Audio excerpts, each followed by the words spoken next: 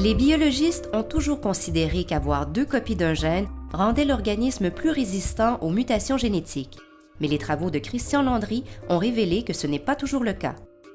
Avant qu'on débute nos travaux, il y a certaines observations qui avaient été faites dans la littérature, autant chez les organismes modèles que chez les humains, qui démontraient que les systèmes biologiques, les systèmes génétiques étaient résilients en partie parce que des gènes étaient présents en plusieurs copies dans les génomes.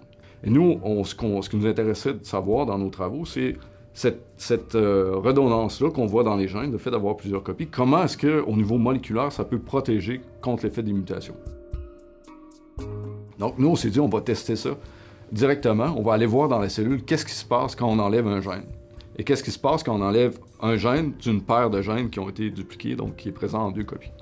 Donc ce qu'on a étudié, c'est directement dans la cellule les interactions entre les protéines. Juste pour résumer brièvement, le produit des gènes, c'est des protéines, et ces protéines-là, elles fonctionnent rarement seules, et pour accomplir leur travail, elles doivent s'associer avec d'autres protéines. Donc, dans la moitié des cas qu'on étudie, en fait, ce qu'on a observé, c'est ce à quoi on s'attendait. Donc, ce qu'on voyait, c'est que si on a 2 copies d'un gène, on enlève une copie, ce qui se produit, c'est que la copie qui reste, en fait, elle fait le travail, elle fait son propre travail qu'on voyait auparavant, mais il faut aussi le travail du gène qu'on a enlevé.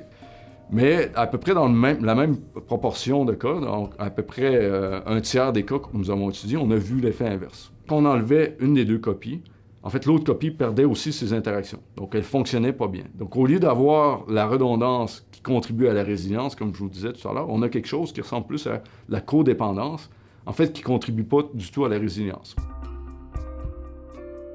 Une des implications importantes de notre travail, c'est le développement de modèles qui vont nous permettre maintenant de prédire quels seront les effets d'une mutation donnée dans un gène donné.